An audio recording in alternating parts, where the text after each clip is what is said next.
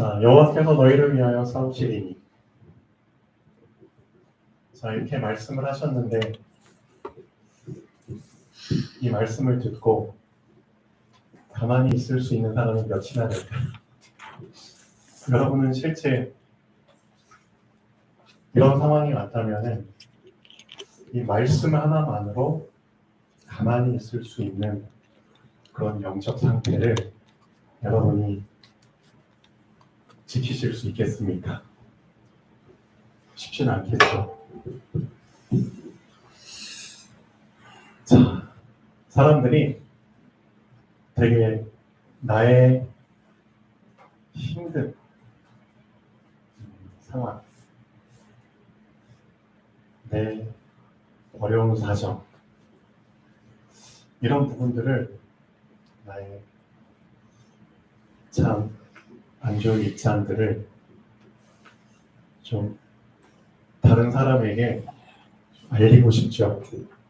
말하고 싶죠. 왜 그럴까요?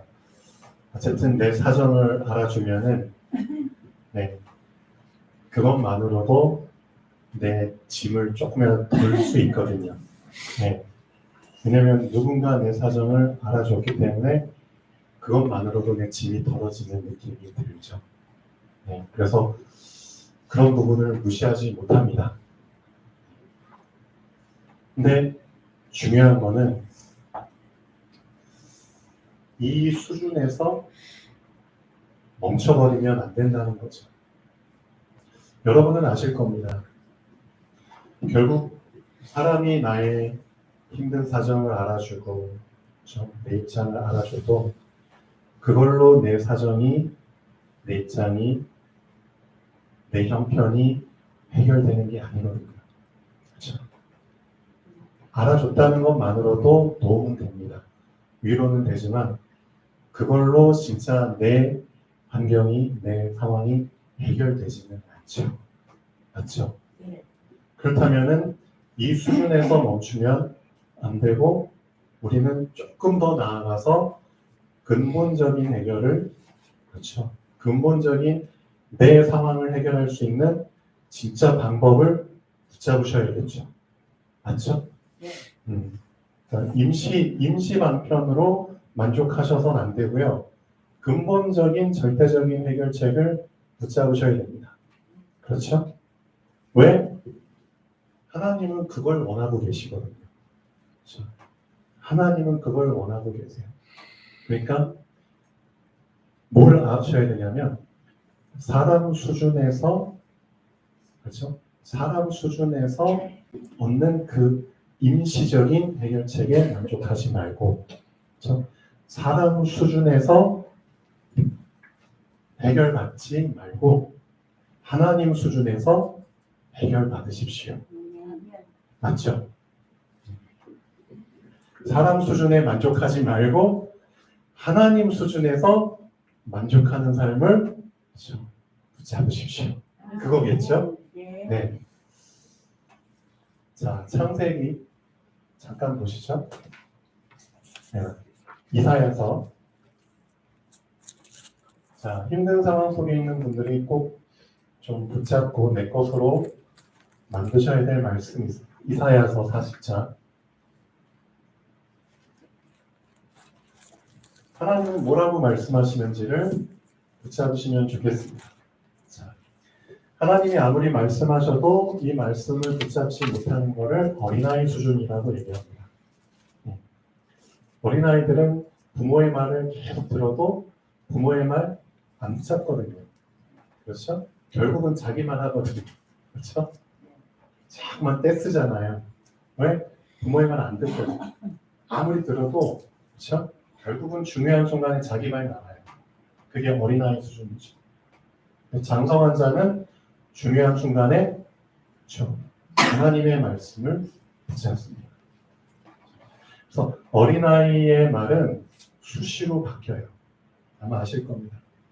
그래서 장성한 자와 어린아이의 가장 큰 차이점 중에 하나가 말이 다르다는 겁니다. 장성한 자는 어떤 상황 속에서도 말이 변함이 없어요. 그게 장성한 자의 말입니다. 그렇죠? 가장 장성하신 분이 누구죠? 맞습니다. 그래서 오직 여호와의 말씀은 영원히 변함이 없는 겁니다. 그렇죠? 그래서 우리 주 예수 그리스도는 어제나 오늘이나 영원토록 동일하시니라. 동일하시기 때문에 그분의 말씀도 계속 동일하게 주고 계시거든요. 그게 장성한 자의 특징입니다. 그렇죠? 장성한 자는 안 변해요. 안 바뀌어요. 흔들리질 않아요. 그렇죠? 그래서 여러분이 장성한 자로 서기 위해서는 장성한 자를 붙잡으시면 되겠죠. 장성한 분의 말씀을 붙잡으시면 됩니다. 그 분이 우리를 장성한 자로 키우시기 위해서 이사야서 40장 27절에서 31절까지 말씀하고 계십니다. 이 말씀을 정말 나의 말씀으로 붙잡고 한번 도전해 보시면 좋겠습니다. 자, 한번 보실까요? 야곱아, 자, 여러분의 이름을 부르시는 겁니다. 그렇죠? 목자야, 아니면 미수가, 상균아, 그렇죠? 하나님이 여러분의 이름을 친근하게 부르시는 거잖아요. 그렇죠? 그만큼 하나님은 여러분과 친근하신 분이죠. 친근해지시기를 원하시죠. 우리가 하나님을 불편하게 믿는 거지 하나님은 우리와 항상 친근하신 분입니다. 자, 여러분의 이름을 부르고 계십니다. 야곱아, 어찌하여 네가 말하며 이스라엘아, 네가 이르기를 내 길을, 내 사정은 여호와께 숨겨졌으면 내 송산을 원통한 것은 내 하나님께서 벗어난다 하느냐, 수리하심을 받지 못한다 하느냐. 자, 뭘 놓친 거죠? 하나님이 지금 여러분에게 반문하고 계십니다. 왜 너는 내가 너의 사정을 모른다고 생각하니? 왜 너는 내가 너의 원통한 것을 모른다고 생각하니? 모른다고 생각하니까 우리는 사람에게 얘기하는 거거든요. 맞죠? 하나님이 모른다고 생각하니까 우리는 사람에게 매달려서 나 좀 알아봐줘. 나 좀 이해해줘. 그러잖아요. 네. 결국은 하나님이 모른다고 생각하고 있거든요. 그러니까 하나님이 반문하시는 겁니다. 왜 내가 너의 사정을 모른다고 생각해? 왜 내가 너의 형편을 모른다고 생각하니? 자, 그리고 나서 어떻게 말하죠? 28절. 너는 알지 못하였느냐? 듣지 못하였느냐? 영원하신 하나님 여호와. 하나님은 어떤 분이라고요? 영원하시다고 하시죠. 그래서 하나님은 시작도 없으시고 끝도 없으신 분입니다. 그래서 하나님은 자기 자신을 표현하실 때 나는 알파요, 나는 오메가다. 나는 시작이고 나는 끝이다. 나는 처음이고 나는 나중이다. 그렇죠. 하나님은 그렇게 우리 자신에게 표현하고 계십니다. 그 부분을 왜 놓쳤냐 이거죠. 나는 영원한 자야. 그 영원 속에서 너를 만들었고, 그렇죠? 너의 시작과 너의 끝을 내가 만들었어. 그렇죠? 땅 끝까지 창조하신 자는 피곤하지 않으시며 곤비하시지 아니하시며 명철이 한이 없으시며 피곤한 자에게는 능력을 주시며 무능한 자에게는 힘을 더하시나니. 자, 우리가 정말 붙잡아야 될 걸 놓친 겁니다. 그렇다면은 자, 여기서 우리가 정말 회복해야 될 게 뭐죠? 아, 하나님이 이미 나에게 얘기해 주셨구나. 그렇죠? 여러분 이미 알고 계셔요. 여러분 말씀 계속 들으셨잖아요. 그렇죠? 계속 말씀 보셨잖아요. 여러분이 이미 들으셨어요. 여러분은 이미 아셨어요. 그러면 어떻게 하시면 되죠? 어떻게 하시면 되나요? 되게 간단해요. 여러분이 알았던 것을 계속 알고 있으면 됩니다. 맞죠? 여러분이 들었던 것을 계속 들으시면 됩니다. 그러면 됩니다. 알고 있었던 것을 놓쳤기 때문입니다. 중단했기 때문입니다. 들었던 것을 중단했기 때문입니다. 그렇죠? 그것을 지속하시면 됩니다. 하나님이 여러분에게 원하시는 건 딴 거 아닙니다. 내가 너에게 알게 한 것을 계속 알고 있어. 그러면 돼. 내가 너에게 듣게 한 것을 계속 듣고 있어. 그러면 돼. 이것을 중단했기 때문에 너가 그런 말을 하는 거야. 맞죠? 중단만 하지 마. 그렇죠? 나에게 주어진 24일 그 시간 속에서 하나님이 나에게 알게 하신 것을 계속 알고 있어. 하나님 나에게 듣게 하신 것을 계속 듣고 있으면 되는 거야. 그러면 이런 식의 얘기를 안 할 거야. 하나님이 이미 알고 계셔. 그렇죠?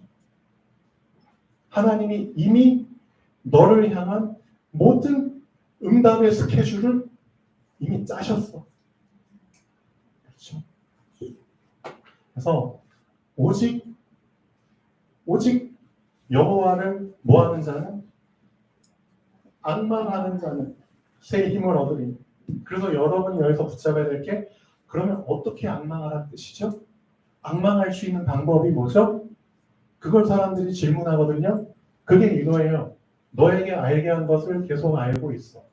너에게 듣게 한 걸 계속 듣고 있어. 그게 앙망하는 거야. 맞잖아요. 어떻게 앙망할 건데?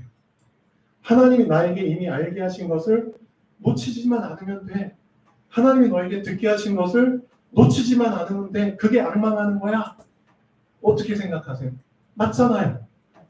이걸 놓쳤기 때문에. 그렇죠? 다른 거를 계속 알아가고 있잖아요, 우리가. 정작 중요한 하나님의 나에게 주신 생명의 말씀, 그렇죠? 나에게 주신 모든 응답의 말씀을 놓쳐버리고 정작 나는 다른 걸 자꾸 알아가려고 하잖아요. 세상 것을 알아가고. 그렇죠? 쓸데없는 거. 그렇죠? 없어질 것들만 계속 거기에 관심 쏟고 그걸 위해서 내가 자꾸만 따라가잖아요. 솔직히 그것만 계속 쓸데없는 사람의 소리, 세상의 소리 듣고 있잖아요. 정작 중요한 이것은 중단해버리고. 그렇죠? 그러니까 자꾸만 사람 의지하려고 하고 사람이 나를 알아봐 주길 바라고 사람이 내 형편, 내 입장을 알아봐 주길 바라죠. 어쩔 수 없는 거예요. 그렇죠? 하나님을 중단하면 난 사람을 의지할 수밖에 없습니다. 맞죠? 근데 여러분이 사람을 중단하면 하나님을 의지하게 되겠습니다. 사람을 외면하라는 게 아니에요. 사람을 중단하라는 말은 그렇죠? 내가 정말 의지할 것을 의지하라는 뜻이에요. 그렇죠? 내가 정말 의지할 분은 나를 만드신 분이잖아요. 그래서 하나님이 이 말씀하고 계시는 거잖아요. 너는 알지 못하였느냐, 듣지 못하였느냐. 내가 땅끝까지 창조했어. 내가 너를 만들었어. 그렇죠? 그리고 나는 너에게 뭘 줄 수 있어? 너가 피곤해? 능력 줄 수 있어. 너가 무능해? 힘 줄 수 있어. 그렇죠? 너가 넘어지고 자빠졌어? 괜찮아. 오직 여호와를 앙망하잖아. 그럼 새 힘을 얻어. 그럼 어떻게 돼? 다른 밭이라 해도 곤비치 않고 걸어가도 피곤치 않아. 이런 답을 하나님이 우리에게 이미 준비하셨습니다.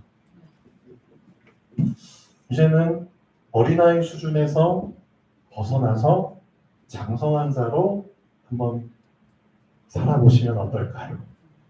그렇죠? 우리가 참 안타깝죠. 우리의 육신은 모든 걸 다 경험하고 있잖아요. 그렇죠? 성장이라는 이 단어 속에서 성장의 모든 것들을 우리 육신은 다 경험하고 있잖아요. 태어났죠. 경험했죠. 유아 시기 거쳤죠. 유아 시기가 어떤 시기죠?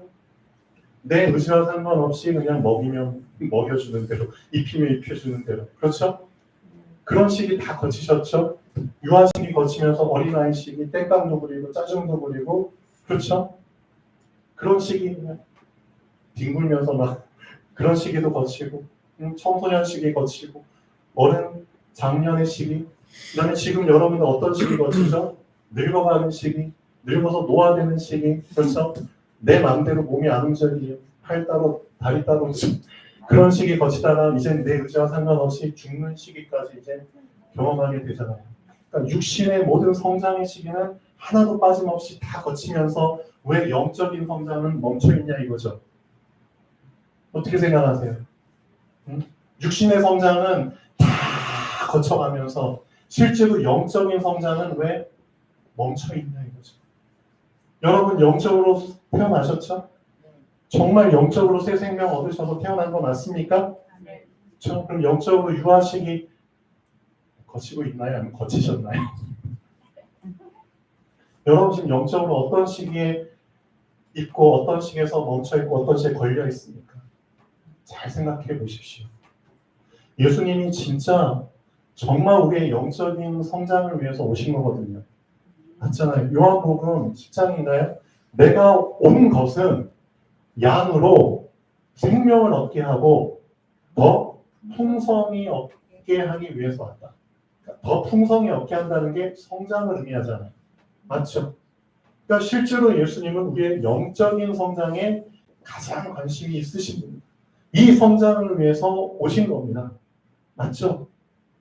그럼 여러분도 육신의 성장이 아닌 육신의 성장은 내가 원치 않아도 알아서 하게 돼 있어요. 맞잖아요.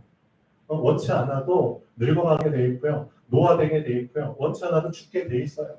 그냥 알아서 그냥 육신에 맡기시면 되고요. 여러분의 영적인 성장에 관심을 가지십시오. 진짜 더 이상 이 성장이 정체되면 안 됩니다. 고착돼 있으면 안 됩니다. 그렇죠? 그래서 영적인 성장을 하려면은 어떻게 하시라고요? 방금 읽은 이사야서 40장 27절부터 31절 말씀까지, 그렇죠? 영적 성장할 수 있는 가장 확실한 비밀이 이 말씀 속에 있거든요. 너가 들었던 것들을 계속 들어.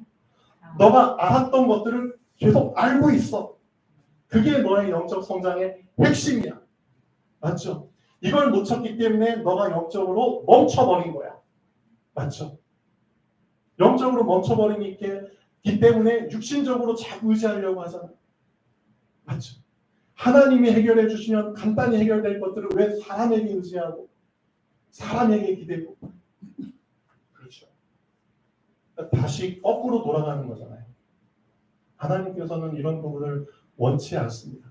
히브리서에 보면은 너 구원받은 건 맞아? 구원받은 자는 어떤 자인 줄 알아? 뒤로 물러가서 침륜에 빠질 자가 아니야. 그렇죠? 뒤로 후퇴해가지고 절망에 빠지고 낙심에 빠지고 걸려가지고 멈춰설 그런 자가 아니라 진짜 구원받은 자는 영혼을 구원할 구원. 그렇죠? 그 구원을 가진 자예요. 소유한 자. 그래서 항상 예수님께서 또는 하나님께서 여러분들을 부르실 때는 어떤 상태 속에서 여러분을 부르셨냐면은 걸림돌이 있는 상태에서 항상 우리를 부르셨습니다. 네, 이걸 알고 계셔야 됩니다. 걸림돌이 없는 상태에서는 안 부르세요. 항상 여러분을 부르실 때는 여러분 앞에 걸림돌이 있는 상태에서 부르셨습니다. 왜 그런 줄 아세요? 어떤 시작을 해야 되기 때문에? 믿음으로 시작을 해야 되기 때문에 걸림돌이 있는 상태에서 시작하신 겁니다. 부르신 겁니다. 그렇죠? 이 걸림돌은 무엇으로 머물 수 있죠? 믿음으로 머물 수 있거든요. 그렇죠? 그러니까 결국 우리가 가야 되는 길은 믿음의 길이에요. 그렇죠? 믿음이 없으면 갈 수 없는 길입니다. 그렇죠? 믿음으로만 갈 수 있는 길입니다. 그래서 하나님이 그리스도께서 우리를 부르실 때는 항상 믿음으로만 넘을 수 있는 그 걸림돌이 있는 상태에서 우리를 부르신 겁니다. 맞나요? 틀리나요? 여러분을 부르셨을 때 어떤 상태에서 부르셨는지 한번 잘 체크해 보십시오. 하나님이 아브라함을 부르셨죠. 창세기 12장에 아브라함이 어떤 걸림돌이 있었죠? 본토, 친척, 아비, 집이라는 걸림돌이 있었잖아요. 그러니까 믿음으로만 갈 수 있는 그런 길입니다. 요셉은 어떤 걸림돌이 있습니다. 자기 형들과, 그렇죠? 자기가 살았던 가문, 배경, 그렇죠? 믿음으로만 갈 수 있는 길입니다. 그렇죠? 실제로 형들에게 배신을 당하고 구덩이에 빠지고 노예로 팔려가, 그렇죠? 엄청난 걸림돌이잖아요. 근데 믿음으로만 그걸 감당할 수 있는 길이거든요. 실제로 요셉이 진짜 하나님을 믿었기 때문에 그런 걸림돌 속에서도 그렇죠? 전혀 그게 문제가 안 됐거든요. 그 걸림돌들 결국 다 뛰어넘었잖아요. 맞죠? 요셉이 증명하고 있잖아요. 모세는 어떤 걸림돌이 있었죠? 계속 모세는 하나님 앞에 난 이런 것 때문에 힘들어요. 이런 것 때문에 못해요. 라고 자꾸 하나님 앞에 내 힘든 형편, 내 입장 자꾸 얘기하다가 하나님한테 꿀밤 맞았잖아요. 그렇죠. 하나님 혼났잖아요. 응? 하나님이 모세를 부르셨죠. 몇 살 때 부르셨죠? 80. 네, 80. 네. 여기 80 되신 분 계세요? 네. 아, 예. 하나님께서 우리 김옥자 성도님을 만약에 딱 부르셔. 그렇죠? 80살이 됐으니까. 예를 들면. 근데 진짜 80살의 노인이 할 수 없는 일을 맡기시는 거예요. 맞잖아요. 어떻게 애국으로 혈혈 단신으로 가가지고 이스라엘 수백만이나 되는 사람들을 내가 이끌어가지고 해방시켜서 나오냐고요. 말이 안 되잖아요. 그렇죠? 장성한 젊은이도 우리 충령이 강선이 같은 청년도 못할 일들을 그렇죠? 죽기 일보 직전의 사람한테 맡겨가지고 그러니까 모세가 어떤 걸림돌 속에서 하나님의 부름을 받았죠? 난 나이가 너무 많아요. 그렇죠? 나 지금 몸 상태가 안 좋아요. 지팡이가 없으면 걸을 수 없는 몸이에요. 그렇죠? 상태가 그렇게 안 좋았어요. 예, 많이 안 좋았어요. 저는 40년 동안 죽은 자처럼 산송장처럼 그냥 운둔 생활을 했어요. 이제 저는 외국이 어떤 곳인지도 모르고요. 그렇죠? 하여튼 40년이나 단절돼가지고 살았는데 전 이미 살인자의 그 전과범이고요. 하여튼 사람 죽여서 도망갔거든요. 그러니까 얼마나 하나님 앞에 걸림돌이 많겠어요. 그렇죠? 근데 하나님은 그 걸림돌이 있는 그 상태에서 모세를 부르셨죠. 왜? 진짜 하나님에 대한 절대 믿음이 없으면은 갈 수 없는 길이거든요. 그리고 반대로 말하면 그 믿음 붙잡으면은 다 뛰어넘을 수 있는 길이거든요. 그렇죠. 그러니까 결국 하나님이 여러분에게 주신 그 신앙생활의 길은 믿음으로만 갈 수 있는 길입니다. 맞아요. 그래서 애초부터 시작을 뭘로 시작하라고? 믿음으로 시작하라고 걸림돌이 있는 상태에서 우리를 부르신 겁니다. 그렇죠? 그러니까 믿음이 없으면 절대 참된 시작을 할 수 없습니다. 그러니까 믿음이 없이 시작한 사람들은 결국 걸릴 돌에 걸려서 넘어집니다. 그렇죠? 그래서 믿음이 없이 시작한 사람들은 부딪힐 돌에 부딪혔느니라 라고 성경에서 얘기하고 있거든요. 그래서 결국 본인 의지와 상관없이 애굽에서 6월절 어린 양의 피 바른 집에 나도 모르게 들어와 있었어. 그렇죠? 그래서 이제 구원받고 나도 모르게 그 이스라엘 민족 중에 한 명으로 태어났어. 그러다 보니까 같이 뒤엉켜가지고 애굽을 빠져나오고 홍해를 건넜어. 그렇지만 실질적으로 나는 뭐가 없이 시작했어? 믿음이 없이 시작했어. 그 사람들이 광야에서 다 뽀록 났잖아요. 어떤 장애물에 걸려서 물이 없어요. 어떤 장애물에 걸려서 너무 더워요. 너무 추워요. 뭐가 없어서 고기 좀 먹고 싶어요. 먹을 게 없어요. 그렇죠? 이런 걸림돌에 걸리니까 자기의 상태가 다 드러난 거죠. 그러니까 믿음으로 시작하지 않으면 결국은 다 드러납니다. 그렇죠? 다 걸려서 한 명 한 명 다 넘어지죠. 그렇죠? 계속 넘어지다 보면은 여기저기 타박상 온몸이 만신창이가 돼서 결국은 죽는 거죠. 그래서 여러분들은 알고 계셔야 됩니다. 우리가 가야 되는 길은 애초부터 믿음이 없으면 갈 수 없는 길이구나.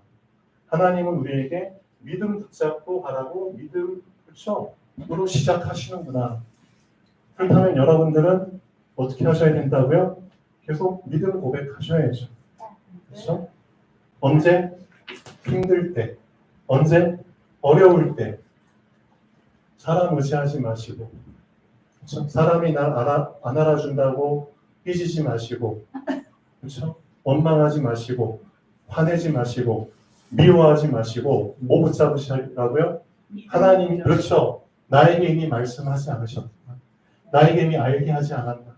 나에게 이미 들려주지 않았나? 하나님이 이미 알고 계신다. 하나님 이미 너의 모든 원통한 거리를 다 들으셨다. 이거 붙잡으시라고요. 그렇죠? 이게 진짜 오직 여호와를 앙망하는 겁니다. 그렇죠? 그럼 사람 미워할 이유도 없죠. 맞죠? 원망할 이유 없고 의지할 이유도 없어요. 그렇죠? 왜? 진짜 하나님 앙망하잖아요. 그러면 나도 모르게 어떤 시간표가 온다고요? 뭐라? 웬일이지 나에게 힘이 생기네. 그렇죠? 진짜 내 속사람에 힘이 막 생겨요. 맞아요. 힘이 생기니까 사람이 나를 안 알아봐줘도 돼. 내가 힘들어도 괜찮아. 그렇죠? 맞아요. 위로 안 받아도 돼. 그렇죠? 힘이 생겼다는 뜻이에요. 그렇게 해서 나는 더욱더 하나님과 친밀한 관계가 되어집니다. 이 맛을 보셔야죠. 이게 진짜 신앙생활이죠. 신앙생활인 것 자체가 사람은 나와 관계할 일이 없습니다. 상관할 일이 없습니다. 그게 신앙생활입니다. 그렇죠? 내가 어디 무인도에 떨어져도 내가 정말 왕따가 되고 홀로 있어도 전혀 문제가 안 되는 이유는 하나님과 나와의 결속력, 그렇죠? 연결. 그래서 나뭇가지가 나무에 그냥 붙어 있으면은 절로 힘을 얻게 돼. 열매를 맺어. 우리한테 주신 실질적인 열매가 힘이잖아요. 그렇죠? 힘 있는 열매를 여러분들이 얻게 되면 먹으시면서 계속 누리시면 됩니다. 장애물들, 걸림돌들, 자, 믿음으로 그냥 다 뛰어넘으시면 돼요. 그렇죠? 그렇게 시작하시면 됩니다. 그래서 우리가 어떤 착각을 버리셔야 되냐? 우리가 진짜 버리지 못하는 게 우리의 기준이에요. 어떤 기준? 자, 우리가 육으로 태어났고, 어떻게 보면 육으로 먼저 태어났고, 육으로 살다가 이제 영이 살아난 거거든요. 그러니까 우리가 먼저 육으로 살다 보니까 육신의 기준, 세상의 기준이 너무나 우리에게 찌들어 있는 거예요. 그래서 어느 정도까지 우리가 착각하고 있냐? 실제로 누가복음 2장에 보면은 예수 그리스도께서 천사들이 이렇게 얘기하거든요. 와, 온 세상에 미칠 참된 그 기쁨의 구원의 그 소식을 너희가 이제 목자들한테 알려줬거든요. 하늘엔 영광이고 땅에는 평화야. 그렇죠? 그 만민을 구원할 자가 너희에게 태어났어. 목자들한테 알려줬어요. 근데 딱 목자들이 가보니까 뭐라고요? 저기 변두리 시골 마을에, 그렇죠? 마구간에 포대기로 그냥, 포대기 알죠? 포대기. 그렇죠? 쇠 포대기도 아니고 그냥 소름한 그 포대기 안겨가지고 어디에 누워있죠? 말 부유에 누워있는 한 아기가 있어. 근데 이 아이를 보고 천사들이 너희를 구원할 구원자야 라고 얘기를 해. 목자들이 가서 봤어. 실제 확인을 했어. 하나님을 찬양하죠. 여기에서 이제 함정이 있는 겁니다. 실제 우리 세상 사람들은 어떤 기준을 가지고 착각을 하죠. 와, 우리 인간 이 세상을 구원할 분이시면 삐까뻔쩍한, 그렇죠? 그런 환경 속에서 엄청난 곳에서 엄청난 신분으로 태어나야 되는데 오히려 정반대의 가장 비천한, 그렇죠? 인궁한 그런 환경 속에서 태어나셨어. 그게 엄청난 착각이라는 겁니다. 착각을 깨셔야 됩니다. 이 착각이 깨지지 않는 이상 실제로 여러분에게 믿음이라는 거는 붙잡혀지지 않을걸요. 하나님께서는 이 믿음이라는 것을 이 속에 감춰주셨거든요. 믿음이라는 것 자체가 이 세상의 기준과 반대되는 거기 때문에, 그렇죠? 이 세상과 반대되는 상황 속에서 우리가 믿음을 붙잡는 겁니다. 알고 계셔야 됩니다. 그래서 하나님의 나라를 어떻게 비유할고 하면서 겨자씨라는 비유를 했거든요. 이게 하나님의 나라예요. 예수 그리스도께서도 가장 비천한 모습, 어떻게 보면 겨자씨 하나의 모습으로 오신 거거든요. 그렇죠? 하나님의 나라를 겨자씨에 비유했는데 실질적으로 겨자씨가 사실은 예수님을 의미하고 있습니다. 알고 계셔야 됩니다. 그렇죠? 가장 비천한, 하늘에서 왕좌에 계셨던 분이 가장 비천한 모습으로 오셨기 때문에 씨 중에 가장 작은 씨라고 예수님 표현했거든요. 겨자씨의 모습으로 사실은 예수님이 오신 거예요. 그렇죠? 그 모습에 속지 말라는 겁니다. 그게 믿음이라는 겁니다. 그렇죠? 우리가 깨야 될 게 세상 기준으로 보면 어떻게 하나님께서 이런 모습으로 오실 수가 있냐고요? 라고 반문할 수 있지만 거기에 속으면 안 된다니까요. 거기에 속지 않는 게 믿음이라니까요. 그렇죠? 알고 계셔야 됩니다. 그러니까 믿음은 항상 세상과 반대되는 쪽에 있습니다. 예. 왜? 세상은 이미 보이는 것에 특화되어 있거든요. 그렇죠? 높은 거에 특화되어 있고 그래서 보암직하고 먹음직하고 지혜롭게 할 만큼 탐스럽게가 거기에 세상이 다 특화되어 있기 때문에 그것과 반대되는 걸로 보내주신 게 믿음입니다. 그렇죠? 그래서 예수님도 그것과 반대되는 가장 낮은 겨자씨의 모습으로 오신 겁니다. 근데 잘 보십시오. 씨 중에 가장 씨지만 심겨져서 성장하고 나니까 어떻게 됐다고요? 성장하고 나니까 성장에 대해서 말씀드렸죠. 성장하고 나니까 어떻게 됐다고요? 모든 풀보다 더 많이 자라서 그렇죠? 가지도 더 많이 이렇게 딱 내면서 모든 새들이 와서 둥지를 틀고 그 안에 깃들이느니라 라고 표현을 했죠. 이게 하나님의 나라입니다. 이게 그리스도께서 오신 방식이고요. 이게 그리스도께서 오셔서 일하시는 방식입니다. 이게 그리스도께서 여러분에게 믿음을 주시고 믿음으로 일하시는 방식입니다. 그러니까 처음에는 겨자씨 하나만한 작은 상태의 믿음으로 시작하세요. 그래서 겨자씨와 관련된 부분을 하나 더 예를 들어서 얘기해 주셨거든요. 너희에게 겨자씨 하나만한 믿음이 있다면, 믿음이 있었다면 이 뽕나무더러 여기에서 뽑혀서 저 바다에서 심겨지라 하여도 그놈이 심겨졌을 것이라고 얘기하죠. 분명히 겨자씨를 가지고 그런 비유를 하고 계시거든요. 겨자씨 하나만한 믿음이 있었다면 무슨 믿음이죠? 결국은 세상 기준을 다 버리고 하나님 기준에서 새로 시작하는 믿음을 의미하고 있습니다. 맞나요? 네. 실질적인 믿음은 이거라니까요. 완전히 세상 기준, 내가 갖고 있던, 기존에 갖고 있었던 세상 기준의 그 틀을 완전히 깨버리고, 그렇죠? 하나님이 정하신 그 믿음의 기준에서부터 시작한 그 작은 그 시작, 그 작은 겨자씨 하나만큼의 믿음, 진짜 그 믿음으로 시작하게 되면 그 믿음이 성장해서 진짜 뽕나무도로 뽑혀가지고 저기로 심기라는 그 성장의 시간표가 분명히 온다니까요. 그게 아까 렘넌트 예배 때 말씀드렸던 여호수아도 그런 믿음이 성장해가지고 태양아 멈춰라, 땅아 멈춰라, 그런 믿음을 고백할 수 있는 그 수준까지 성장을 한 거거든요. 어떻게 생각하세요? 맞죠? 그러니까 여러분도 진짜 작지만 하나님이 주시는 그 기준 속에서 제대로 된 믿음, 작지만 그 겨자씨 하나만큼의 믿음을 갖고 시작하신다면 분명히 하나님이 전무후무한, 그렇죠? 그런 역사를 여러분에게 허락해 주십니다. 거기에 도전하시면 좋겠습니다. 예, 이젠 더 이상 이제 어린아이 수준이 아니라 장성한 자의 수준으로 들어가도록, 그래, 내 상황, 내 형편 사람이 몰라줘도 돼. 하나님이 이미 알고 계셔. 하나님이 들으셨어. 맞아요. 그렇죠? 그럼 나는 그 사실 계속 알고 있으면 돼. 나는 그 사실 계속 듣고 있으면 돼. 그렇죠?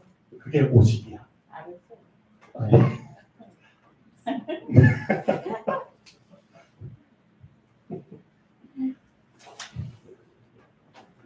말씀 결론 보시죠. 자, 여호와께서 싸우지 아니하시면 갈 수 없는 길이 믿음의 길입니다. 장애물을 누가 치우신다고요? 여호와께서 치우신다는 거죠. 여호와께서 싸우시기 때문에 갈 수 있는 길이 믿음의 길입니다. 그렇죠? 그렇기 때문에 믿음의 길을 가는 사람은 전혀 두려워할 이유가 없습니다. 애초부터 하나님이 정하시고 만드시고 계획하신 길이기 때문에, 그렇죠? 장애물도 하나님이 놓으신 거고요. 사실은 그 장애물에 대한 머무시는 분도 하나님이시거든요. 그렇죠? 여호와께서 싸우시는 것을 우리는 뭐 해야 된다고요? 제대로 관람을 해야죠. 그렇죠? 이런 엄청난 장면들을 우리가 놓치면 안 되죠. 여러분들 극장 가잖아요. 그렇죠? 제대로 집중하셔서 영화 보셔야죠. 똑같아요.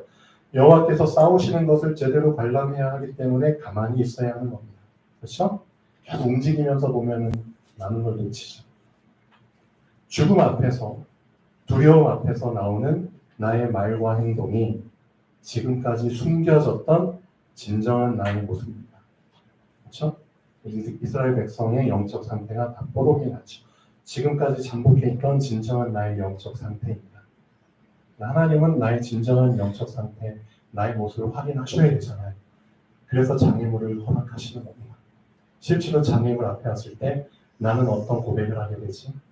난 어떤 선택을 하게 되지? 그게 진짜 나의 모습이잖아요. 진짜 나에게 믿음이 있었나? 없었나? 실제 여러분은 어떠세요? 하루 살면서 많은 장애물 경험하시잖아요. 그 장애물 앞에서 여러분의 모습은 어떠세요? 여러분의 말은 어떠시고 여러분은 어떤 선택을 하시면서 하루를 살아오셨나요? 그렇죠? 각자가 다 다르겠지만 애굽에서 이미 나왔는데도 불구하고 나왔잖아요. 근데 우리를 내버려두라. 애굽 사람을 섬기는 것이 광야에서 죽는 것보다 낫겠다. 감히 할 수 없는 이런 말들을 내뱉죠.